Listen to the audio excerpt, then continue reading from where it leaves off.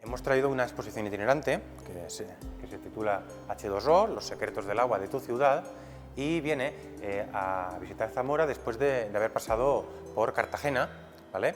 La siguiente ciudad será Murcia, pero bueno, nos centramos aquí en la ciudad de Zamora y bueno, como podemos apreciar, son unos módulos, ¿vale? Unos contenedores que se pliegan, se recogen y bueno, van visitando un montón de ciudades por toda España, ¿vale? Desde todo este año que vienen haciéndolo, desde el primero de año. Esta en concreto es bastante más llamativa y bastante más atrayente para el público por el tipo de módulos que tienen, ¿vale? Y bueno, la hemos dividido en varios bloques, ¿vale? Un primer bloque, el ámbito 1, que nos trata de explicar un poco el agua como elixir de la vida, es decir, como el principio de la vida, porque sin el agua no es posible ningún tipo de vida, ¿vale? Ni la nuestra ni la de ningún ser vivo. Aquí podemos apreciar el planeta Tierra visto desde el espacio. Esto es una toma del Océano Pacífico y bien, las 3/4 partes de la superficie terrestre está cubierta por agua, ¿vale? Pero en cantidad, en términos de volumen, ¿vale? No tendremos tanta cantidad de agua como podemos imaginarnos en esta fotografía. Esta maqueta nos muestra claramente cuánta cantidad de agua realmente tenemos, ¿vale? Y es esta esfera de aquí grande, porque contiene el agua salada, el agua dulce, incluso toda el agua de los seres vivos, de los animales y de las plantas. Pero solo el 3% corresponde a agua dulce, ¿vale? El otro 97% es todo agua salada, ¿vale? De los océanos. Y claro, lo llamativo aquí es que como el agua se puede presentar en estado líquido, en estado sólido también, el 70% del agua dulce se encuentra en estado sólido, permanentemente congelada, en el polo norte y en el polo sur. En definitiva, nos queda una fracción mínima de agua líquida, que es la que tenemos en los continentes, ¿vale? La zona cubierta por tierra.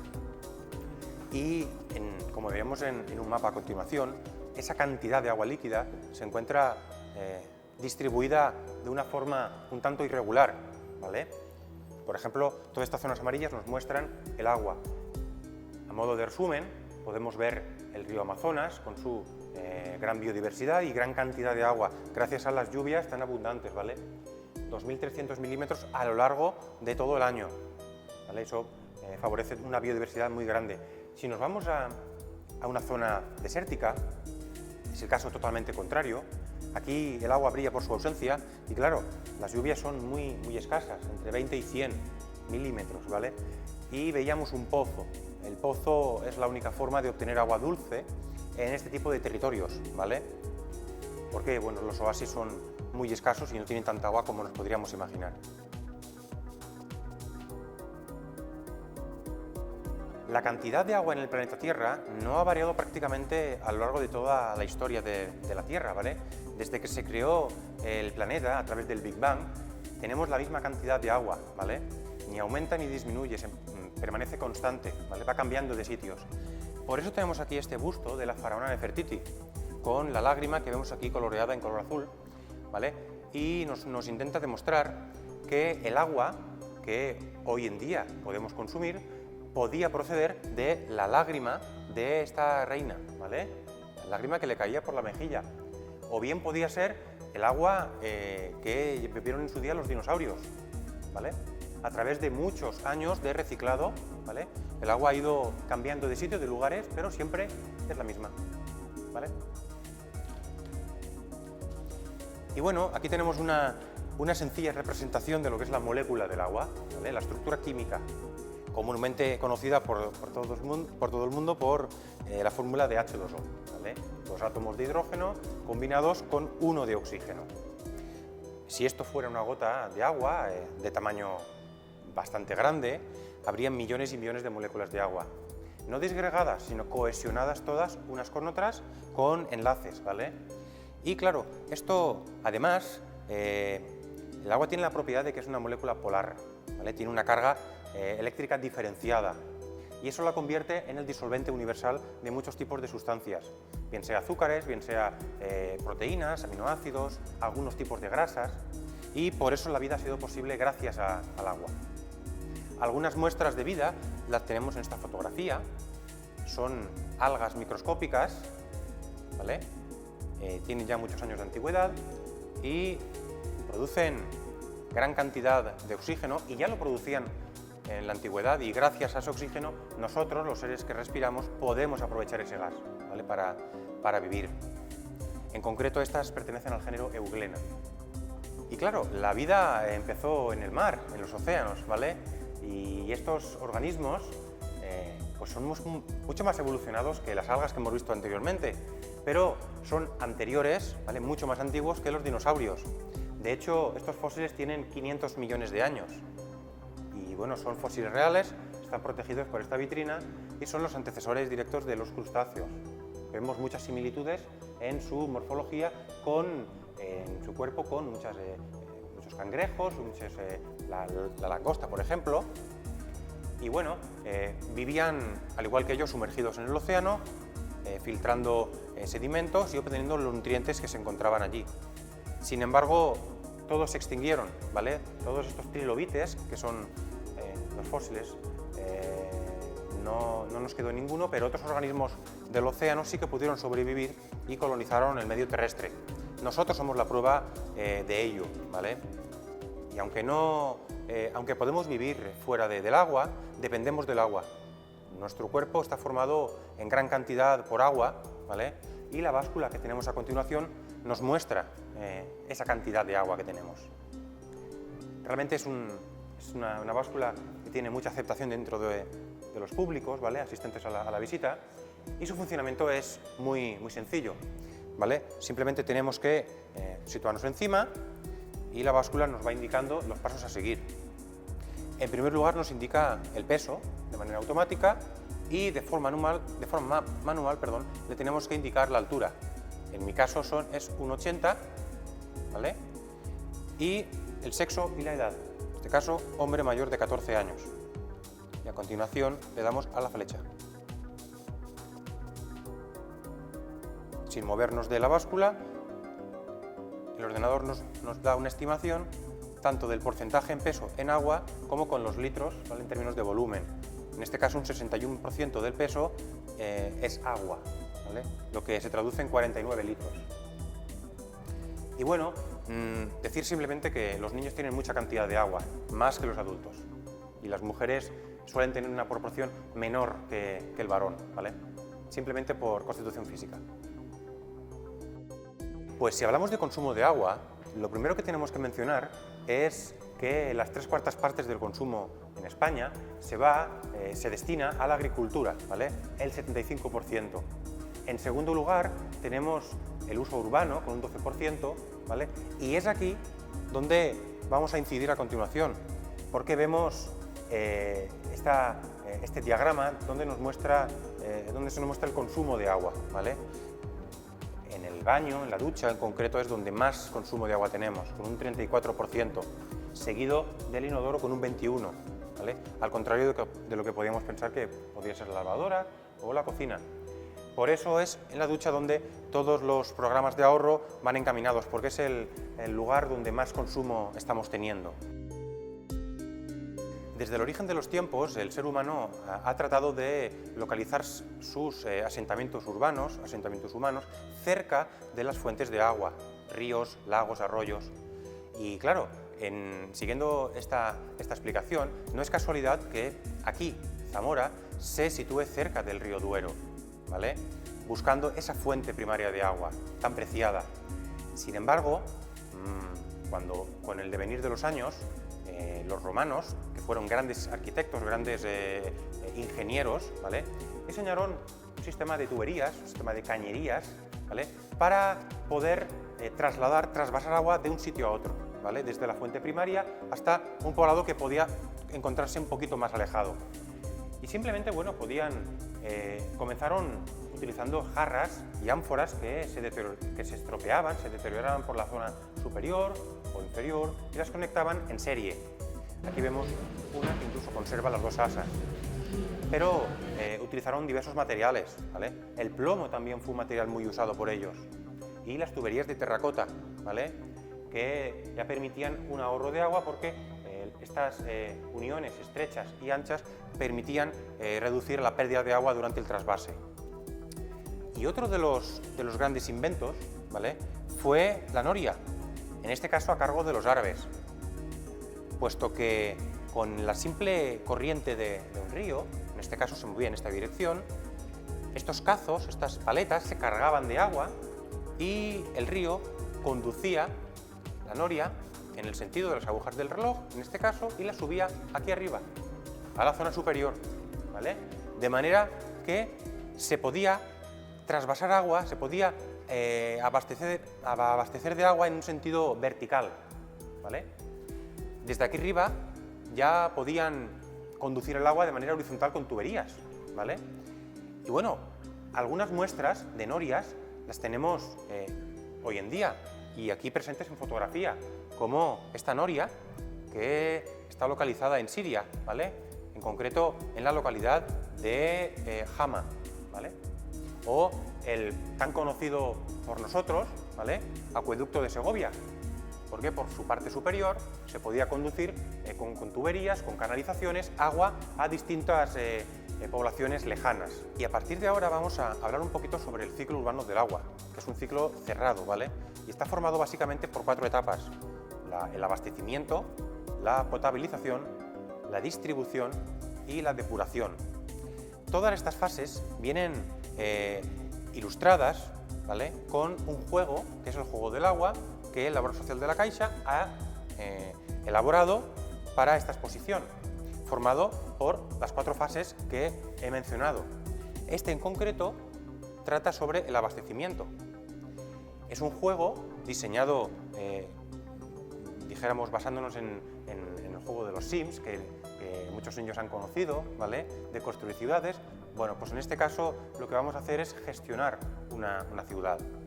Una ciudad modelo como esta podría ser perfectamente Zamora, ¿vale?, con su río, Duero, desde el cual vamos a abastecernos de agua, vamos a captar agua para luego potabilizarla. Y la potabilización es realmente uno de los procesos más avanzados que ha realizado el ser humano para evitar enfermedades, porque el agua potable, agua ya en condiciones de salubridad, en condiciones aptas para el consumo humano, pues puede llegar a cualquier casa, ¿vale? El cloro es un gran desinfectante. Y bueno, viene representado a través de este vídeo que paso a paso nos va mostrando cómo se puede filtrar, potabilizar el agua, ¿vale? Y es un poco lo que he venido explicando. El agua viene muy sucia, ¿vale?, lleva muchos sólidos, plásticos, botellas, y todo esto a través de un sistema físico se suele extraer, ¿vale?, para a continuación ya llevar a cabo un proceso químico, adición de productos para clarificar, para decantar el agua, incluso para, ya, como he dicho antes, para desinfectar el agua. Sin embargo, en el siglo pasado, muchas personas padecían enfermedades gastrointestinales por falta de agua en condiciones de potabilización, ¿vale? Un señor valenciano, el señor Conrado Granell, allá por el año 1927, inventó este sistema que tenemos aquí y lo llamó Sinaí.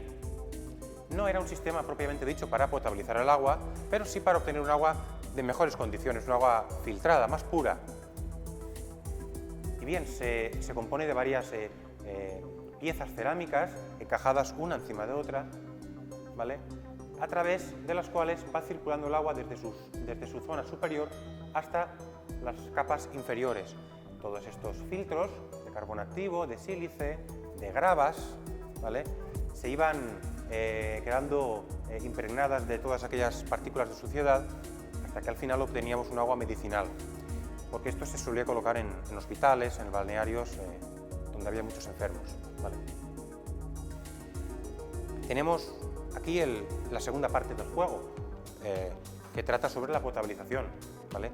Además, nos sirve también para hacernos una idea de cómo funciona una estación potabilizadora, una conocida como ETAP, ¿vale?, con sus fases de captación, sus fases de decantación, sus fases de ultrafiltrado, ¿vale?, remineralización, cloración, hasta que finalmente se pone a disposición de todos los ciudadanos por la distribución. Y si la exposición se llama Los secretos del agua de tu ciudad, el gran secreto lo tenemos tras este grifo, porque cuando realizamos el gesto de abrir la maneta y obtenemos agua, quizá no nos paramos a pensar qué hay detrás de todo este proceso hasta que podemos obtener un agua en condiciones. Ahí reside el secreto del agua, ¿vale? En la manera que tienen las empresas gestoras de poder hacernos llegar un agua en condiciones. Aquí tenemos un catálogo de muchos grifos de muchas etapas históricas, unos más curiosos que otros, ¿vale? Peculiares incluso, pero sin duda uno de los más antiguos es este de aquí, de origen romano, ¿vale? Con un simple tapón de corcho de madera podían cerrar el paso del agua y evitar que se desperdiciara agua cuando no era necesario usarla. También tenemos, hablando de distribución de agua, una maqueta que nos muestra todo el sistema, toda la red de cañerías para suministrar agua a todos los ciudadanos. Realmente es como si viéramos una ciudad desde arriba, con sus bloques de pisos o sus barrios, sectores. Es un juego que nos ayuda a pensar cómo podríamos solucionar averías, ¿vale?, de suministro a los ciudadanos. Todas las zonas en verde quieren decir que todos los ciudadanos tienen agua en estas zonas y hay averías simbolizadas en color rojo, ¿vale? En este caso no podemos cerrar válvulas principales, tenemos que ir a válvulas secundarias como estas de aquí para cerrar solo el paso en zonas concretas de la avería, ¿vale? De manera que vemos que se vacía la tubería, se puede realizar la reparación y bien, si se ha efectuado correctamente cerrando la válvula correcta, pues cambiará a color verde, ¿vale? De manera que podríamos de nuevo dar paso al agua. En este caso ya tenemos el viraje a verde y le damos suministro a este sector de la población. Y hay una etapa muy importante en el ciclo del agua, esa es la de la depuración, ¿vale? A mi opinión, la más importante de todas, porque nos asegura un agua en condiciones para el día de mañana.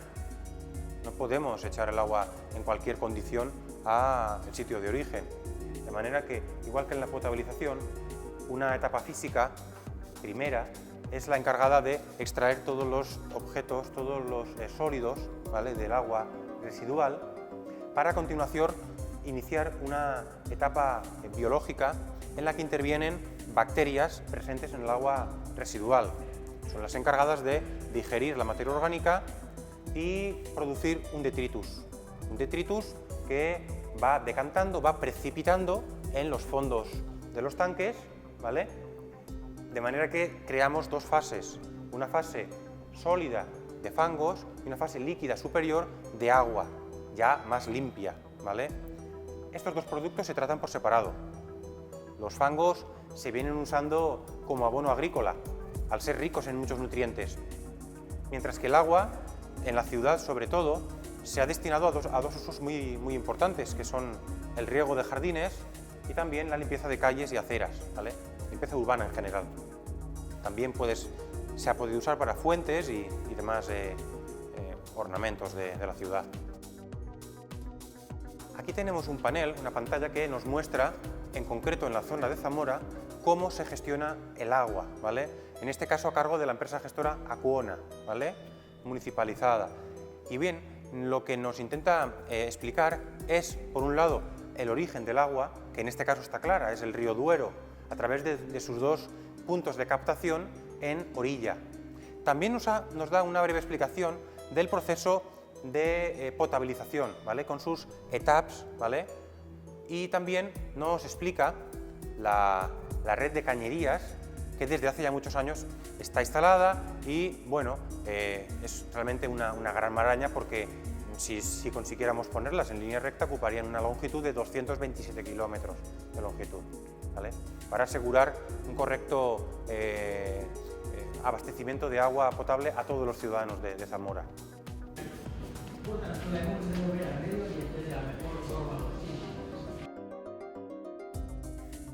Bien, pues nos encontramos a continuación en el ámbito 3 de la exposición, que nos intenta explicar un poquito la gestión sostenible que debemos realizar de aquí adelante con el agua, ¿vale? Tenemos dos ejemplos con los que hay realmente un problema y en el que deberíamos hacer hincapié con el ahorro del agua. Este inodoro tan peculiar que tenemos aquí, que tiene colocado un bidón de los que se usan para colocar agua potable en centros públicos. Bien, y lo único que intenta simbolizar es que cada vez que apretamos este botón, pues se consumen unos cuantos litros, en torno a 6 a 10 litros de agua potable, ¿vale? Igual que el agua potable que usamos, por ejemplo, para cocinar, o bien para asearnos, o bien para ducharnos. De manera que podemos pensar si habría otra forma de hacer funcionar aparatos como este con otro tipo de agua, por ejemplo, agua que provenga de otro uso anterior. Por ejemplo, de esa ducha que hemos visto que con un 34% era el ámbito de la casa donde más agua se consumía. Bien, se podría hacer funcionar un inodoro con un agua reciclada que pudiera proceder de una ducha, por ejemplo. Son gestos, ¿vale? Y sumados podrían ahorrar mucha agua. También aquí tenemos una fotografía bastante explicativa, bastante impactante, de la gran diferencia y a la vez la gran desigualdad que el agua crea. Porque esto es un desierto, en concreto es el desierto de Arizona, y viven dos tipos de comunidades diferentes. Aquí viven los descendientes de los antiguos pobladores americanos, mientras que aquí viven comunidades de estadounidenses de una cultura más occidental, más parecida a la europea, con sus chalets, zonas arboladas o piscinas, que son estas manchas azules que vemos cada 2 o 3 casas. Bien, la ausencia de lluvias conduce a que el agua la tengan que obtener estos habitantes de pozos subterráneos. Pero el problema viene cuando pensamos que el agua subterránea también puede encontrarse en zonas limítrofes, en zonas vecinas, de manera que se pueden quedar zonas con escasez de agua si se hace uso de estos pozos, ¿vale? Cuando viene regulado por la ONU que todos los ciudadanos, todos los habitantes del planeta tienen derecho al acceso al agua con independencia de dónde vivan, dónde tengan su residencia, ¿vale? Y aquí tenemos una gráfica que nos mide el consumo de agua en tiempo real. Puede ser medido en el mundo, puede ser medido en España. Nos podemos centrar en España, por ejemplo. Simplemente contando 5 segundos es una muestra bastante representativa del gran consumo de agua. Por ejemplo, 1, 2, 3, 4 y 5. Y aquí vemos que se han consumido 1.531 metros cúbicos. Una gran cantidad de agua. El 75% se ha consumido en la agricultura, pero a nivel urbano también, ¿vale? 184 metros cúbicos. Cifra que ya se eleva hasta los 16.600 millones de metros cúbicos desde iniciado el año 2016. Y también a fecha de hoy, por ejemplo. Porque bueno, el agua, como bien dice esta frase, el agua no tiene ningún sustituto conocido. El petróleo sí que los tiene, las fuentes renovables, pero el agua desde luego no los tiene. Aquí tenemos una colección de vitrinas que nos intentan explicar lo que significa este concepto que tenemos aquí, el agua virtual.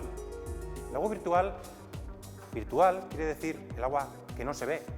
Y realmente el agua virtual significa la cantidad de litros de agua, ¿vale?, necesarios para fabricar cualquier objeto o alimento de uso cotidiano, bien sea una porción de pan o bien sea unos pantalones, ¿vale?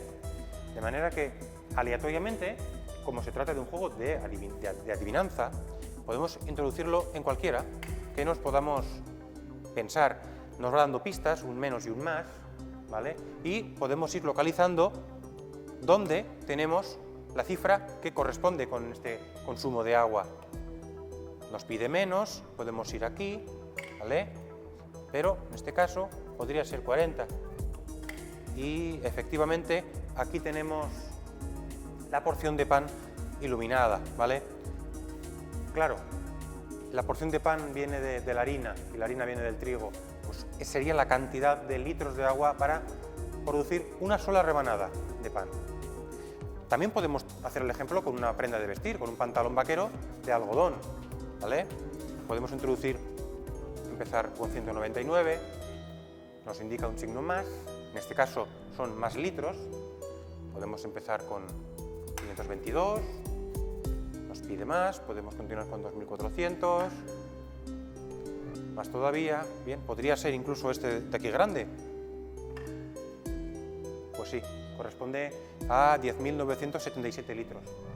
Bien, no es el agua que contiene el pantalón, pero sí el agua que necesitamos para fabricarlo, bien para cultivar el algodón, la planta del algodón, bien sea para la limpieza y desinfección del algodón del campo, que tiene muchos ácaros, o bien para el proceso de tinción, el proceso de teñido de este pantalón, porque el algodón de natural es blanco.